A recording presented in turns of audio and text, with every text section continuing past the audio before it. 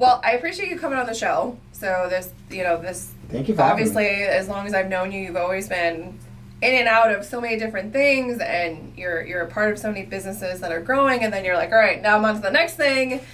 So we'll introduce you to the world, Vinny Roman Empire Logistics. What else do you want to add to that? Because it's not just that. No, we That's have... like one little... That's one blurb. So we have Roman Empire Holdings, Okay. Roman Empire Fulfillment, which is our Amazon store. Yep. We have, and then Roman Empire Logistics, and then we have United. I'm working on a project right now for the next venture, for the next thing. Like United, like Airlines or... Yep, healthcare? like United. So just like, it's just United. So what to me, it's always important to give back, no matter what. Yeah. I think you know that about me. So one of my my operations manager, who's only been in this country for 3.5 years, he's my ride or die right hand person. Besides Jay, my wife, this guy is everything and does everything you wish everybody else does. And one of the things that I wanted to do is build something for him, with him, so that he can have the real American dream, not given but earned. So that's where the United thing came from. Okay, interesting, very cool. So let's backtrack for a second. So I know that we could take up the entire time just talking about your life story. So give people a snippet, because I think it's good to touch on the military stuff, of kind of who you are, where you came from, up to now. Okay. So, born and raised in Brooklyn, New York, Williamsburg section of Brooklyn. The old Williamsburg, not the new Williamsburg. It's, I grew up in the projects. I grew up in, I come from a broken home. I'm proud to say that. Why? Because it shaped me to who I am today. Right. Parents divorced. I was raised by my grandmother. Parents, dad was on the drug and alcohol side of the world. Mom was all about education and work, and then left me with my grandmother. So that kind of made me be so much more independent now. And I've never relied on anybody but myself. And fast forward, high school was good. I went to college. And as soon as I went to LaGuardia Community College at the time, I sat there and kind of analyzed myself, and who am I kidding? I barely wanted to go to high school. Why am I gonna stay here? Yeah. Same folks, same thing, same everything. So it wasn't something for me. I went to a friend's house in the Bronx, and he had a letter from a Marine Corps recruiter asking him to go have a meeting with him. And I looked at the letter, and it was from Sergeant Roman. My last name is Roman, and I told the kid Lou, I said, hey, you gonna go? He was like, hell no, that's not for me. And I said, I'm gonna go. He was like, you go ahead. So I went, I called this Sergeant Roman. He thought it was funny that I was Roman. And I said, listen, I don't know anybody in the military. I've never been in the military. All I know is what I see on television. I just want to leave the city and do something that is fun and hard and challenging. Went and took the ASVAB. He said, well, congratulations. You got accepted. You're going to go get something that's hard, fun, and challenging. You're going to be an infantry guy. And I go, wow, do I have any other choice? He says, nope, that's it. So, I laugh about it. I go, well, that's what happens when you wake me up at 3 o'clock in the morning to go take algebra tests. It ain't going to work out for me. But it was the best decision I made. I was an infantry guy. I went to Iraq, Kosovo, Afghanistan. I've been on the Mediterranean floats, but the best part is the people that I was able to serve with and work with. To this day, my brothers and my sisters, and it really sculpted who I was. Being an infantry, or who I am actually, being an infantry guy, kind of the jack of all trades, master of none. But I went on recruiting duty, and that really shaped who I was as an individual dealing with people. And I found that I really enjoyed helping and affecting other people's lives, and that was recruiting duty. It was the worst, suckiest, duty in the world. I was really good at it. I was one of the top recruiters in all of New York, but it was just stressful. But to today, everything that I do, I've used and learned from my time as a recruiter. And that's how I got to where I'm at now. Now, how long did you serve in the military? So I served in the Marine Corps 16 and a half years. I got hurt overseas, and I had to kind of get back on track, relearn. I broke my back, had to learn how to walk, all that good stuff. And again, it was a shock having my whole young adult life in the military, and then all of a sudden, here you go. You know, it's like starting all over again. Right. Scary. So you retired medically, essentially, right? So what happened at that point? Like, because it's not like you woke up and you're like, I want to own a business. Was this something that was in the back of your mind the whole time while in the military, or did it just kind of happen? It kind of happened. So when I got here to Glenville, I was the operations chief for the Reserve Center, the active duty counterpart. I was voluntold to run Toys for Tots. You mean voluntricked?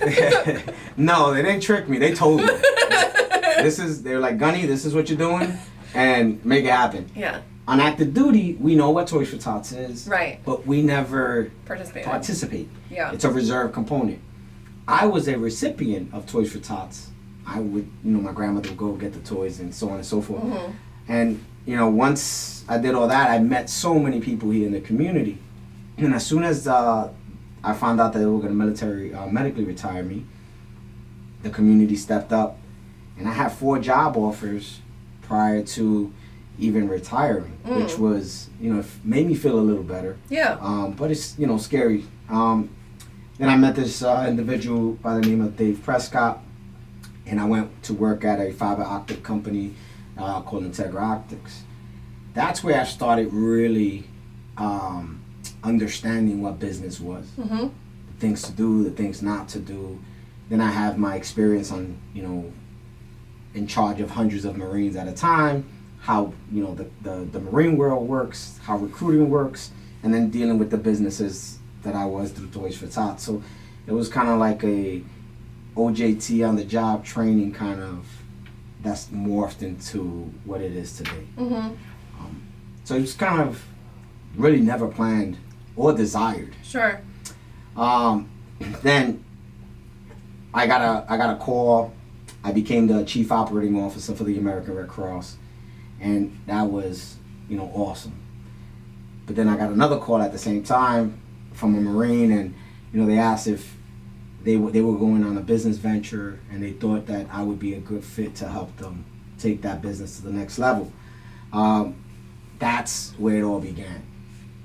Understanding, starting something from nothing and kind of building it up.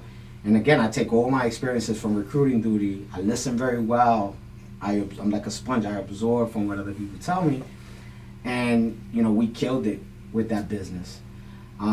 We did learn, especially when you're new, you can't trust nobody. Mm-hmm. And I run my life and I run my businesses based on my ethics.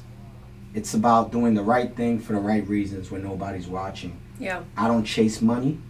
Money don't define me. Money's just an object that comes through the process.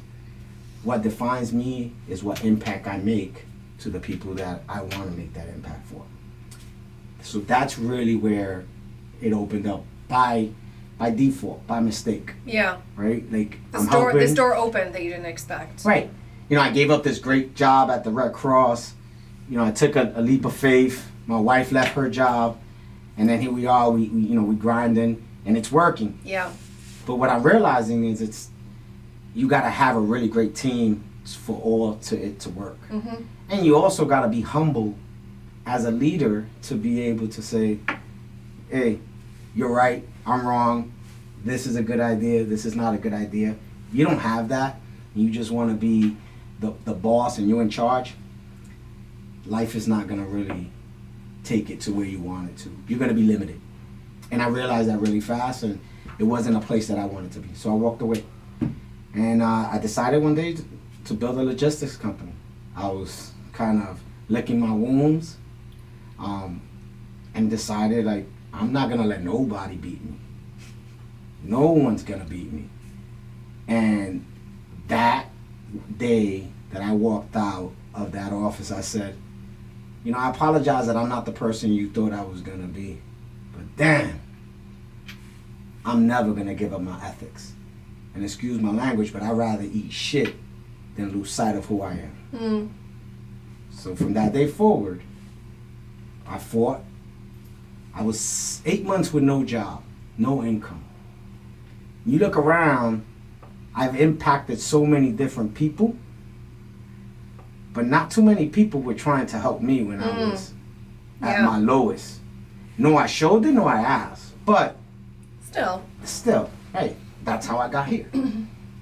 And I built, Roman Empire Logistics, and you did that right before COVID, didn't you? I did that right before August of 2019.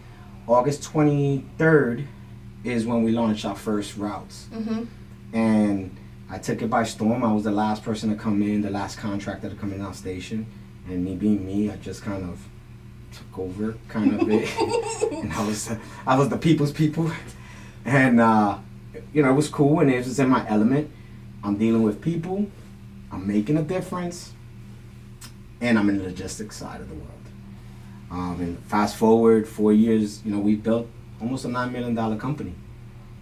Just my wife and I. Yeah. And when you look back, just on the little things that we were able to accomplish, we've really influenced and changed people that never would have had an opportunity to do what they're doing now, right, if it wasn't for the stepping stone that we provided. Yeah. Well, I think you did something different in the sense of people who own businesses don't always share their shortcomings, or like, hey, this was really hard to get to this point, and we're glad to bring you into the circle because you're going to add this huge benefit to us that we don't have to try to figure out ourselves, right? Like, you and your wife are an amazing team, but there's only so much that two people can do, right? You need an entire team of people that have helped you get to this point, which I think is proven with your logistics. Yeah. It's those things. It's like I learned a lot through the mistakes that I did. And again, my mistakes is because I do have an open heart. I am, people think that I'm this stern, kind of straightforward shooter, which I am, but I come from a place that cares. And putting me in a predicament that you're not reciprocating that to the people that we're around. Listen, when you put a business proposition out there and what your business is, if you're going to do something, if you're going to say something, then you have to do it. Yeah. You can't divide that. You can't say, I'm just going to say this for the public. And then not follow through. Yeah. Right? So that's my definition of being that moral compass. I need to. I'm going to make money. I'm not going to fail, but we're going to make money together. Mm-hmm. To me, that is like my biggest accomplishment. When I look back and I can say, look at him, look at her, look at them, look at that. That's what's up. Yeah. So where do you see things going? So obviously they're because I've known you longer than these things have existed, right? So, looking at 10 years down the line, what does that look like to you? Because now I feel like you're always looking at opportunity very differently because you've had so many doors open and you're like, well, I can choose which ones I want to go through now. Right. So what is that, do you going to add different locations for like the logistics side, or is there other types of companies completely unrelated that you and Joanna are interested in participating in? So, great question. And I did slow down a lot. Right, when I first came out the gate, I did the logistics. I bought a franchise. Yeah. And that's who I am. Like, right. I go in, I go hard. But now I'm more calculated, and going through the experiences, like, I learned, what is your time worth? Mm-hmm. What am I worth? Am I worth being stuck in a van selling floors for 16 hours a day. You know? That sucked. No. That just sucked. I was good at it. I sold a shit ton of floors. I was great. Like, I was helping people. I wasn't changing lives. I was changing floors. Yeah. But damn, that shit ain't for me. Like, I can sell anything. I can do. But stick me in a van and tell me that I'm stuck there for 16 hours and follow a routine again, that's tough.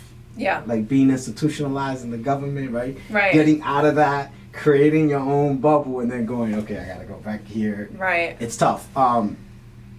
So now I've had the opportunity to get with other entrepreneurs, inspiring entrepreneurs, and some seasoned, and I like to say we plant some seeds together, and I'm helping water that. Yeah. And we all eat at the end of it. So now I coach, I teach, I mentor, I listen, and I give advice where I can see the most value. Yeah. I push people so that they can be the best of them that they can be. But that's where the next 10 years is going. It's me just continue to seed, water, watch them grow. We all gonna eat out of it, but then continue to give other people opportunity. Remember, the first thing I said was when I was down and out, not one person helped me. Yeah. But the reality is that no one needed to help me. I needed to help myself. I just needed to understand what that looked like. But I wish I had a little support. Yeah. Right? Yeah. That backing is definitely huge. And I think that's something that one of the questions I ask people on this show is the legacy that you want to leave, right? And I think you've mentioned that many times. Like, I want to be that person that has, brought a community together and be that safety net for people, because I never had that. I never had those things when I was going through my trials and tribulations. And I think that's really noble to continue doing that and laying the groundwork for other people to be able to replicate the same thing. Like, not just you, but like your team of people or anyone who has touched, Roman something somewhere is like, oh, because of something I learned from Vinny or Joanna or whoever, I'm going to continue on this different path. When you look at yourself in the mirror and you go back and think that, like, how good you feel about that. Yeah. Like, all these, and I love this word, vultures, right? All these damn vultures out here that they just suck you dry and they just about the holy dollar. Listen, I get it. Yeah. Money's important. Sure. I like great things, but money isn't everything. Right. If you need to run over or shit on somebody to make that dollar, was it really worth it? Yeah. Some of these vultures is worth it to them all day long. They're happy. They got everything they want. But are they really? Is that something you're gonna look back on and say, I'm proud? I remember him. He screwed me over. Like, well, that's a different person too. I mean, like, I would say your emotional intelligence is quite high compared to those vultures, right? Like, they don't care if they hurt somebody. They don't care if they made someone feel bad. You're like, hey, we're good, right? Like, you're okay. You're not okay. Okay, well, let's figure it out. Figure it out, right? So you're okay. But also, but think about it, right? Like, people go, Vinny, how is it that you can do so many things all at once? And it's like, I don't. Yeah. I'm really good at creating teams. I'm and really processes. good at processes, right? I'm really good at making you be great. But I'm not showing you and teaching you. You've been great. Yeah. All I did was afford you the opportunity to show your greatness. Right.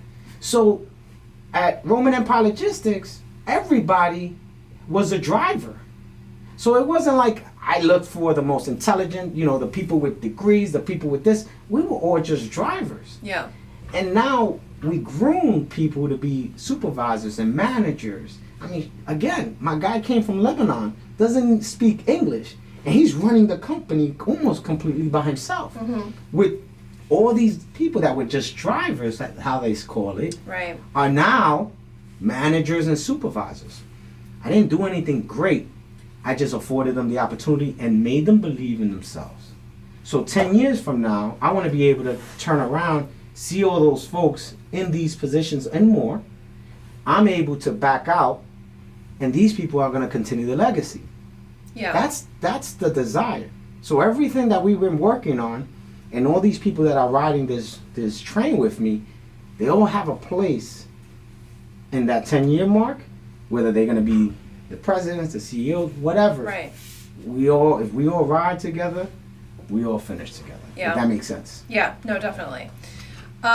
So it's interesting to hear about, like, you know, where you came from and the journey you're on now, and kind of like where you self-predict or where you want to make sure you're placed. But I'm curious to know, because I feel like I've known you long enough where I feel like you're a very positive person, even during like rough times, right? Like you always take it upon yourself to be like, listen, we're gonna make it through regardless of this situation.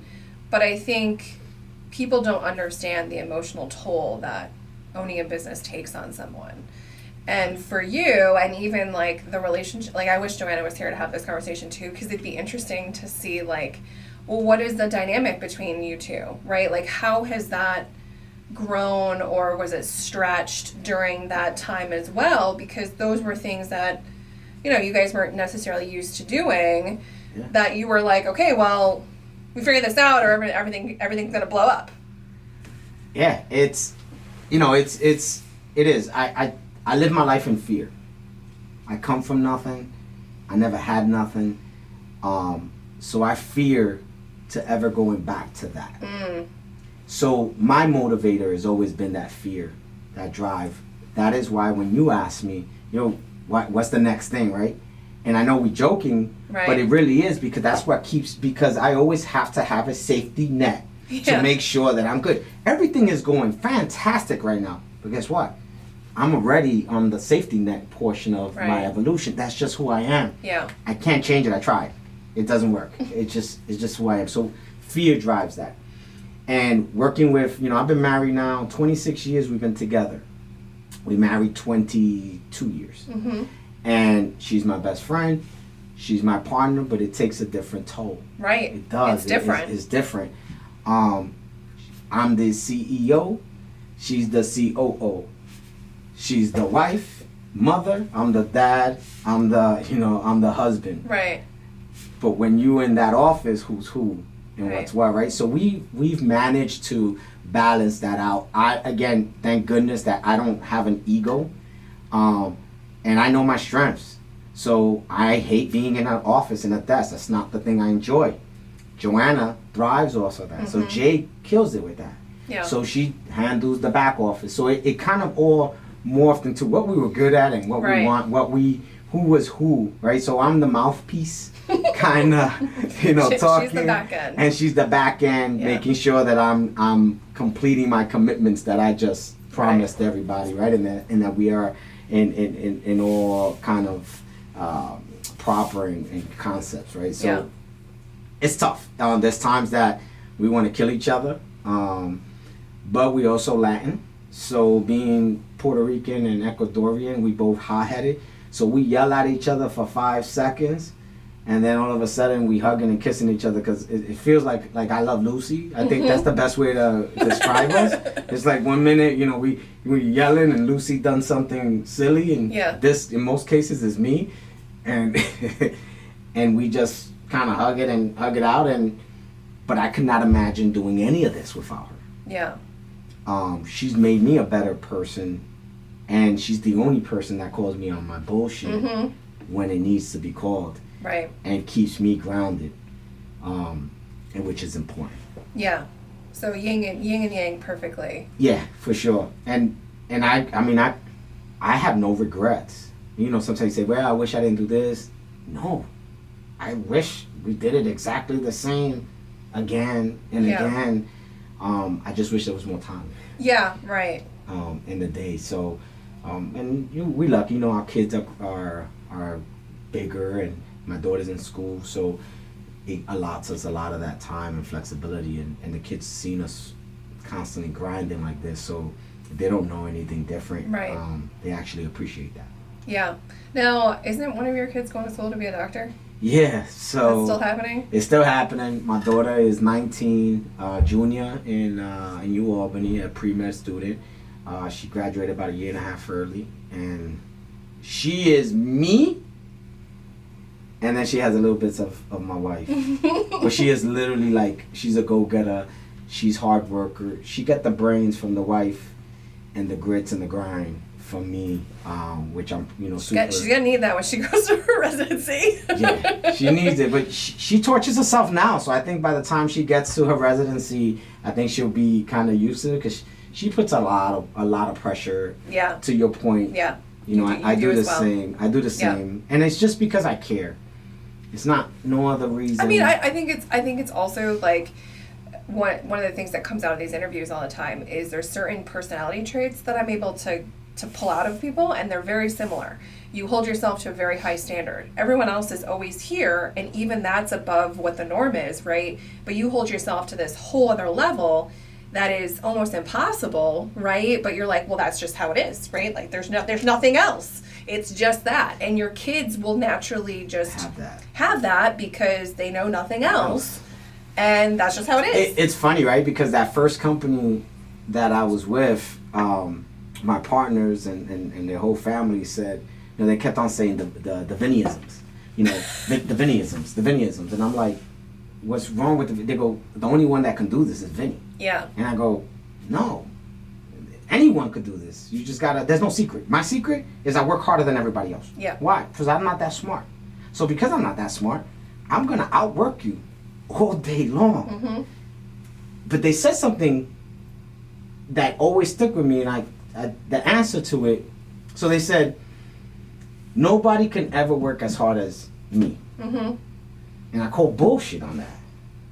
Because I work hard, but why can't you work just as hard or harder? Right. That's where I call bullshit. So fast forward, they're not doing that good. It's actually funny, right? So it's humorous because I never change who I am. It's a difference between working hard and not wanting to work.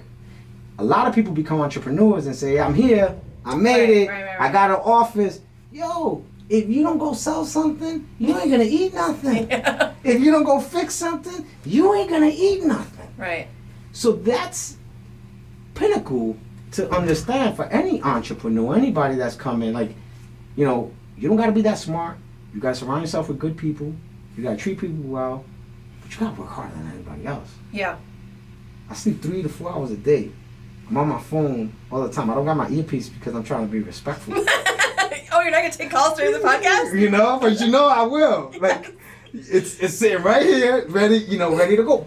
But that's one of my things. Like, I feel that if someone reaches out to me, I need an answer right away. Yeah. It's a respect thing.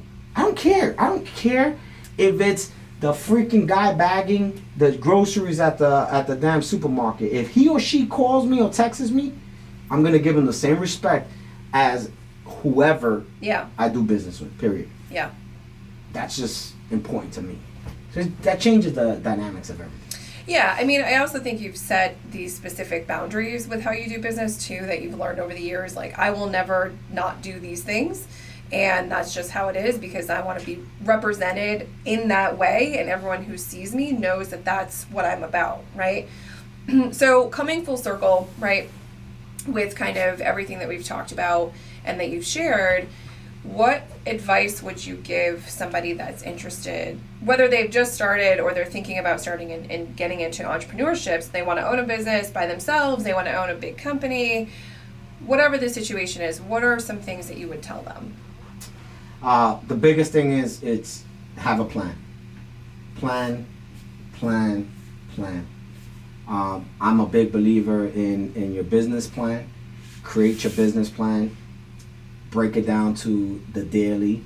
Mm-hmm. You want to know how far you want to look into that. So planning, having that full structure and that visual stimulant to know where you are to where you want to go. The next thing is finding the right people. You need the right people to be with you on this journey. I don't care who you are. You can't do any of this journey by yourself. Yeah. You need somebody. If you're married, I say, always look at, again, it's just my selfish advice is I love my wife, so I enjoy working with her. That may not work for everybody else, but it's also free labor. She eating anyway, right? So I pay double. No, and work hard. Be relentless. no one's gonna tell your story better than you. Right. And if you prepare your plan, you have the right people, and you work harder than anybody else, that's the recipe for success. Doesn't matter what it is. Listen, this year we started Toys for Tots, lost a warehouse, lost everything. It was the worst year that we can. And working with just volunteers, nobody's getting paid. I don't make no money out of this. We delivered 350,000 kids received a Christmas. It wasn't because we were that smart. It wasn't because we were out there just praising ourselves. It was because we were prepared, we planned it, and we have the right people. Mm-hmm.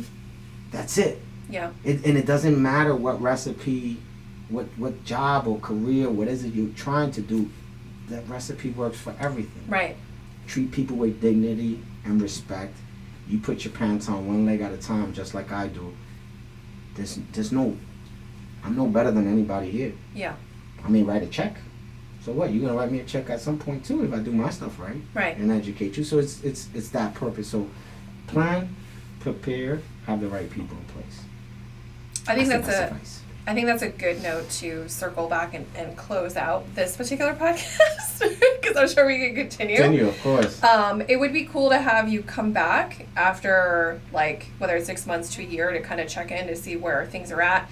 It would be awesome to have your wife on too, even like separately, because I would still say that she's like co-owner, right? She is. No, she is. To get her perspective on things, especially in a spousal relationship and building a business, because there's a lot of people out there who've built businesses with their spouse, and I think it's great to hear about the dynamic, especially with how long you guys have been together for, and it's just, it's made you stronger, but it doesn't really work out that way, right? Not all the time, no. Some people, it causes a separation, or everything crumbles, when they decide to build a business together. So just for the record, not to cut you off, but there ain't no Roman Empire without Jay.